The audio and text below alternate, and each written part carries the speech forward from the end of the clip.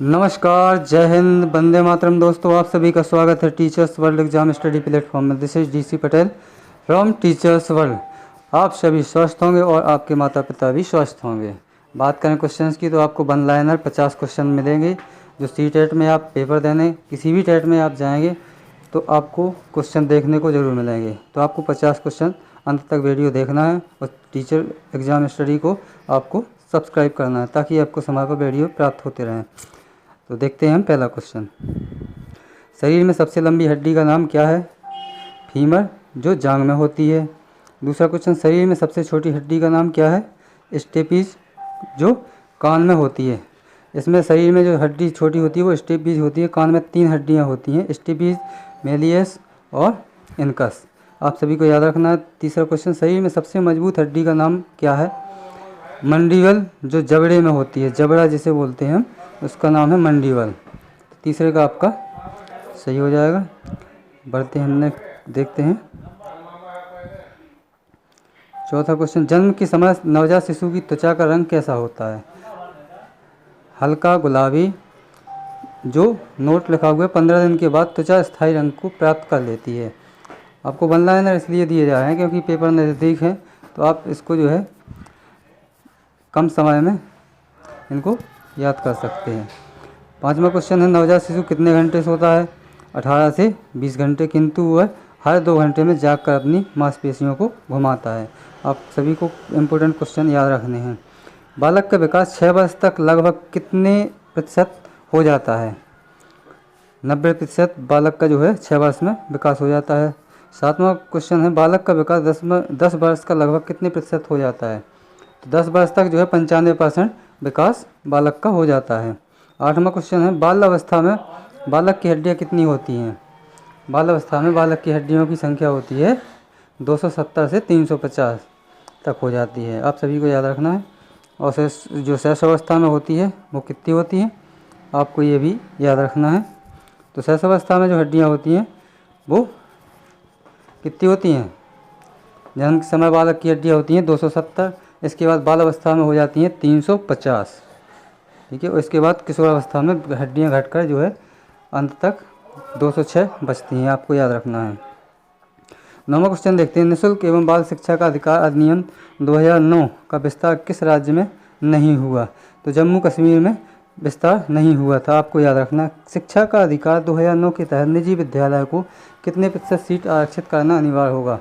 तो कितने? 25% सीट रखना जो है अनिवार्य होगा। आप सभी को याद रखना है। 11वां क्वेश्चन देखते हैं, 25 से कम बुद्धि वाला बालक क्या कहलाता है? तो जो 25 से कम बुद्धि वाले होते हैं उन्हें जड़ कहते हैं। 12वां क्वेश्चन, यौन यदि समस्त जीवन का नहीं तो किशोरावस्था का अवश्य ही मूल तत्व है, यह किसने कहा है? तो यह किसने कहा है? ये रॉस महोदय ने परिभाषा दी है। आप सभी को याद रखना है। 13वां क्वेश्चन है, कुशाग्र बुद्धि अथवा प्रतिभावान बालक वह है जो निरंतर किसी भी उचित कार्य क्षेत्र में अपनी अद्भुत कार्य कुशलता अथवा प्रवीणता का परिचय देता है। यह कथन किसका है? आप सभी को याद रखना है। ये कथन जो है हेविंग हर्स्ट का है। 14वां क्वेश्चन, पिछड़ा बालक वह है जो अपने अध्ययन के मध्यकाल में अपनी कक्षा का कार्य जो उसकी आयु के अनुसार एक कक्षा नीचे का है करने में असमर्थ रहता है। यह किसने कहा है? तो ये सीरियल बर्ट ने कहा है। ये इम्पोर्टेंट परिभाषाएं हैं जो आप सभी को याद करनी है। 15वां क्वेश्चन, समस्यात्मक बालक उन बालकों के लिए उपयोग किया जाता है जिनका व्यवहार अथवा व्यक्तित्व किसी बात से गंभीर रूप से असामान्य होता है। यह कथन किस मनोवैज्ञानिक का है? तो ये जो कथन है वो है किसका? वैलेंटाइन का। 16वां क्वेश्चन, वह बालक जो समाज द्वारा स्वीकृत आचरण का पालन नहीं करता अपराधी कहलाता है। यह किसने कहा? यह हिली ने कहा है। देखते हैं हम 17वां क्वेश्चन, बुद्धि के किस सिद्धांत को बालू का ढेर कहा जाता है? तो बहुतत्व सिद्धांत को बालू का ढेर कहा जाता है। ये किसने दिया है? ये थॉर्नडाइक महोदय ने दिया है। आप सभी को याद रखना है। 18वां क्वेश्चन, व्यक्ति के चेहरे को देखकर उसकी बुद्धि का पता लगाया जा सकता है। यह कथन किसका है? यह है लेविस्टर का। आपको याद रखना है, लेविस्टर ने जो अपने शरीर के उस पर जो है अध्ययन किया था, शरीर की बुद्धि जो शरीर की थी उस पर लेविस्टर ने अध्ययन किया था। देखते हो 19वां क्वेश्चन। 19वां क्वेश्चन, वे शिक्षार्थी जो संबंध ज्ञान को, शैक्षणिक दक्षता को, हार्दिक इच्छा प्रदर्शित करते हैं, उनके पास होता है। क्या होता है आपको बताना है। निष्पादन, उपागम और अभिविन्यास होता है। 19वें का 20वां क्वेश्चन, प्रतिभाशाली बालक वह है प्रतिभाशाली बालक वह है जो अपने उत्पादन की मात्रा, दर तथा गुणवत्ता में विशिष्ट होता है। यह कथन दिया गया किसके द्वारा? टर्मन और ओडम के द्वारा दिया गया है। 21वां क्वेश्चन, 12 वर्ष तक बालक के मस्तिष्क का भार कितना होता है? तो 12 वर्ष तक तो जो बालक का मस्तिष्क का भार होता है वो होता है अपना 1260 ग्राम, जबकि वह स्वस्थ मनुष्य के मस्तिष्क का भार कितना होता है? 14.5 या 1400 ग्राम। आप सभी को याद रखना है। बच्चे का जो बच्चा जन्म के समय लेते समय उसका कितना होता है? उसका होता है 350 ग्राम। आपको याद रखना है। ठीक है, बढ़ते हैं हम क्वेश्चन नेक्स्ट की तरफ। 22वां क्वेश्चन, मनुष्य के शरीर में कितनी हड्डियां होती हैं? तो मनुष्य के शरीर में 206 हड्डियां होती हैं, जबकि बालक के जन्म के समय बालक में 270 हड्डियां होती हैं एवं बाल्यावस्था में बालक की हड्डियां 350 हो जाती हैं और किशोर अवस्था के अंत तक बालक की जो हड्डियां होती हैं वो 206 बचती हैं। देखते हैं 23वां क्वेश्चन, बालक के विकास की दशा कैसी होती है? तो जो बालक का विकास होता है वो होता है सिर से पैर की ओर, इसे केंद्रा से बाहर की ओर और सामान्य से विशिष्ट की ओर भी कहते हैं। आप सभी को ये याद रखना है। 24वां क्वेश्चन, विश्लेषणात्मक मनोविज्ञान के जनक कौन है? तो विश्लेषणात्मक जो मनोविज्ञान के हैं वो है सिगमंड फ्राइड। तूफान की अवस्था किसे कहा जाता है? किशोर अवस्था को। किशोर अवस्था को तूफान अवस्था किसने कहा है? वो स्टैनफोर्ड ने कहा है। आप सभी इम्पोर्टेंट क्वेश्चन याद रखने हैं। देखते हैं 27वां क्वेश्चन, नैतिक विकास का सिद्धांत किसने दिया? नैतिक विकास का सिद्धांत किसने दिया? तो नैतिक विकास का सिद्धांत दिया है कोहलबर्ग ने। और 28वां क्वेश्चन, मूल प्रवृत्ति का सिद्धांत किसने दिया? वो दिया है मैकडूगल ने। कितनी मूल प्रवृत्तियाँ? 14 मूल प्रवृत्तियाँ दिए हैं। 29वां का क्वेश्चन देखते हैं। तो संवेग क्या है? मन की उत्तेजित दशा को संवेग कहते हैं। आप सभी को याद रखना है। जैसे क्रोध, खुशी, आंतरिक जो हमारे मन में उथल पुथल होती है उसे हम संवेग कहते हैं। 30वां क्वेश्चन है, व्यक्तित्व का स्व सिद्धांत किसने दिया? तो स्व सिद्धांत दिया है कार्ल रोजर ने। 31वां, वह स्तर जिसमें बच्चा किसी वस्तु या घटना के बारे में तार्किक रूप से सोचना शुरू करता है उसे कौन सी अवस्था कहा जाता है? तो उसे मूर्त क्रियात्मक अवस्था कहा जाता है। वेरी इंपॉर्टेंट क्वेश्चन, आप सभी को याद रखना है। देखते हैं 32वां क्वेश्चन, सृजनात्मकता मुख्य रूप से किससे संबंधित है?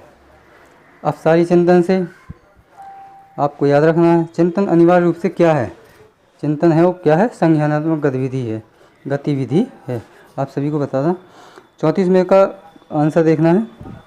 किसी बालक में चिंतन की योग्यता उसके सफल जीवन का मूल आधार है। यह कथन किसका है? यह है प्रो एंड प्रो का। आप सभी को याद रखने हैं क्वेश्चन। चैनल को आपने सब्सक्राइब नहीं किया तो सब्सक्राइब करें ताकि आपको समय पर वीडियो प्राप्त होते रहें, और चैनल को लाइक ज़रूर करें। कैसा लग रहा है वीडियो कमेंट करें। 35वां क्वेश्चन देखते हैं। चिंतन की दृष्टि से किसी बच्चे में सर्वश्रेष्ठ चिंतन तो उसे क्या कहेंगे? तार्किक चिंतन कहेंगे। जब सर्वश्रेष्ठ जो है बच्चे में सर्वश्रेष्ठ चिंतन है तो तार्किक चिंतन कहेंगे। पियाजे के अनुसार किसी बालक में तार्किकता का अभाव किस आयु तक होता है? तार्किकता जो अभाव होता है, तर्क नहीं कर पाता है बच्चा, वो 7 वर्ष तक जो है बच्चा तर्क नहीं कर पाता है। देखते हैं 37वां क्वेश्चन। 37वां क्वेश्चन, किसी बच्चे के चिंतन में आयु के बढ़ने के साथ साथ किसकी प्रधानता बढ़ती है? तर्क की प्रधानता आयु के साथ जब भी बच्चा बढ़ता है तो उसमें तर्क करने की क्षमता बढ़ती जाती है।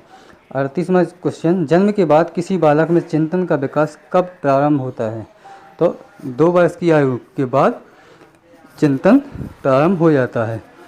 थोड़ा थोड़ा चिंतन करने लगता है बच्चा। देखते हैं 39वां क्वेश्चन, किसी छात्र का बौद्धिक विकास, शारीरिक विकास तथा संवेगात्मक विकास, उसकी विकास की प्रक्रिया का कौन सा कारक है? वो है आंतरिक कारक। 40वां क्वेश्चन, माता पिता से संतानों को प्राप्त होने वाले गुणों को कहते हैं वंशानुक्रम। माता पिता से संतानों प्राप्त गुणों को क्या कहते हैं? वंशानुक्रम कहते हैं। अधिगम की प्रक्रिया पूर्ण कब होती है? जब व्यवहार में स्थायी परिवर्तन होता है तभी अधिगम होता है। जब भी अभ्यस्तता होती है तो वहाँ पे आपका अधिगम नहीं होता है, आपको याद रखना है। देखते हैं 42वां क्वेश्चन। मनोविज्ञान का जनक किसे कहा जाता है? तो मनोविज्ञान का जो जनक कहा जाता है वो सिगमंड फ्राइड को कहा जाता है। मनोविज्ञान का जनक, जो अलग अलग तरीके से क्वेश्चन पूछे जाते हैं, आप सभी को याद रखना है। इसमें जो क्वेश्चन दिया गया है मनोविज्ञान का जनक सिगमंड फ्राइड दिया गया है। अन्नों की लिपि के जनक किसे कहा जाता है? तो लुईस ब्रेल हैं। अन्नों के लिए लुई ब्रेल ने कौन सी लिपि का प्रतिपादन किया? ब्रेल लिपि। तो ब्रेल लिपि में कितने बिंदुओं पे किया है? वो किया है 6 बिंदुओं पे। आपको ये मोस्ट इम्पोर्टेंट क्वेश्चन याद रखना है। बढ़ते हैं नेक्स्ट क्वेश्चन की तरफ। देखते हैं 45वां क्वेश्चन। नर्सरी पद्धति के जनक किसे कहा जाता है? तो मारिया मॉन्टेसरी ने जो है नर्सरी पद्धति का जो है विश्लेषण किया था। LKG UKG पद्धति के जनक कौन है? फ्रोबेल, जिन्होंने जो है किंडरगार्टन पद्धति जो है दी है। जीन पियाजे कहाँ से मनोवैज्ञानिक थे? वो थे स्विट्जरलैंड से।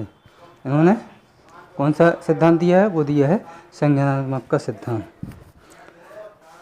सभी सिद्धांतों को आपको डिटेल से पढ़ लेना है। 48वां क्वेश्चन देखते हैं। जीन पियाजे किस विचारधारा के समर्थक थे? तो मैं जो है हमने पहले ही बता दिया है संज्ञानात्मक सिद्धांत के। स्कीमा सिद्धांत के जनक जो है कौन है? वो जीन पियाजे हैं। आपको याद रखना, जीन पियाजे ने अपना प्रयोग किस पर किया? तो अपने 2 पुत्रियों एवं पुत्रों पर प्रयोग किया था।